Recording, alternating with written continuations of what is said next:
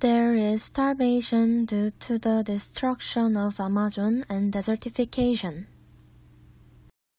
Now, desertification is keep going, so about a quarter of the world's land, about 70% of the land which can cultivate crops, is turning into a desert.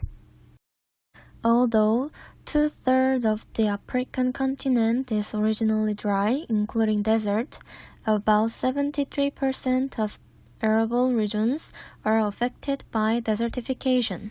And also 71% of arable areas in Asia are under desertification. About 1 billion people will face the threat of desertification in the future. Thus, the United Nations Convention to Combat Desertification was signed to alleviate desertification and the devastation of farmland. As a result, countries suffering from desertification have been helped by experts in agriculture, plants, climate change, and commercial part under the agreement. Despite these efforts, however, the Earth's desertification is continuing. And desertification has forced millions of farmers to lose their pasture or farmlands and risk their survival. So, we must continue to practice the process of prevention desertification for reducing starvation.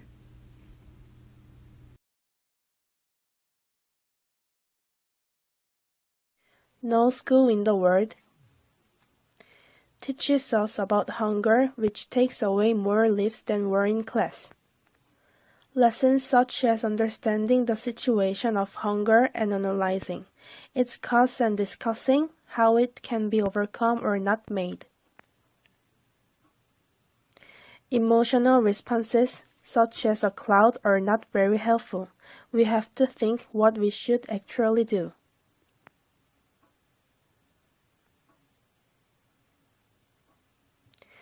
We need the detail and accurate perception of the situation, and we must find a way to curb the war.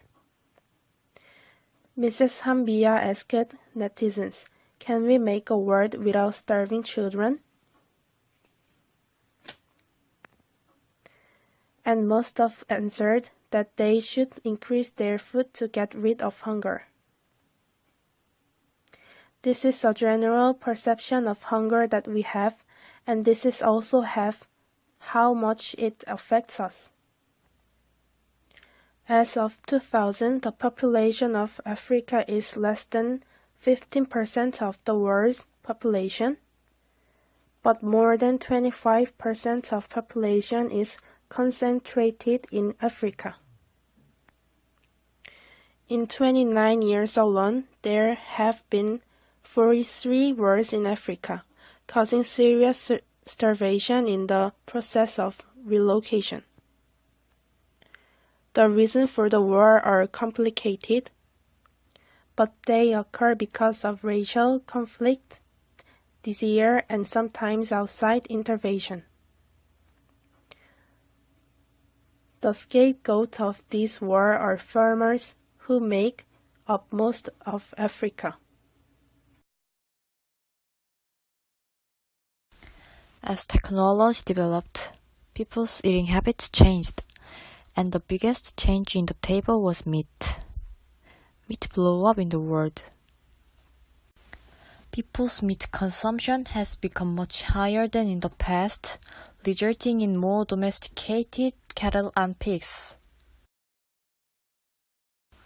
With the increase of livestock, the amount of crops eaten has increased to a quarter of the world's crop.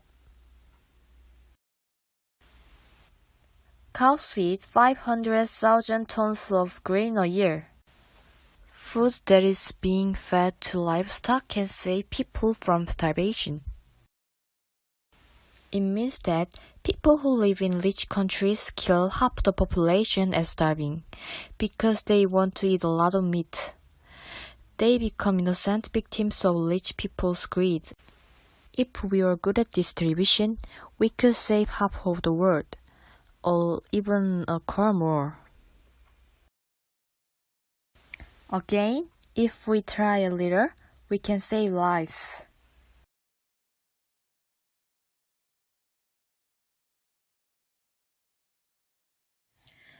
The reality of starvation. The UN Food and Agriculture Organization compiled a report in 2006 that tells the number of victims of starvation in 2005. As of 2005, one child under the age of 10 is dying of hunger every 5 seconds. 1 in 3 minutes has lost sight due to a lack of vitamin A. And 850 million children have serious chronic malnutrition. The number of people killed by starvation was enormous over the past 5 years, such like experiencing meteoric rise. It was 12 million people. According to the UN FAO in 1894, the amount of food cultivated with that time technology could feed twice as much as the current population. So, where does this irrational and murderous world order originate, and who is responsible for it? The core of the problem lies in the social structure. The food itself is plentiful, but the poor have no exact means of securing it.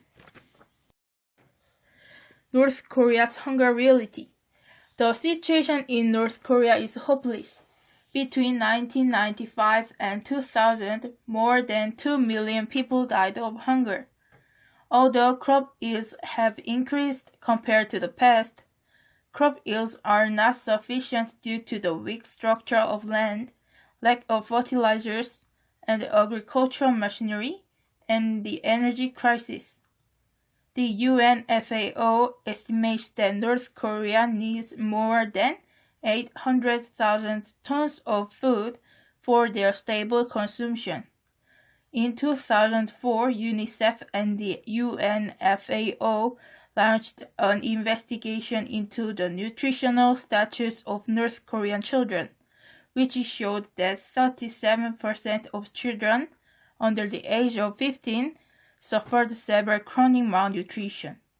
In addition, 30% of nursing mothers are suffering from anemia due to malnutrition, so they cannot afford to feed their children.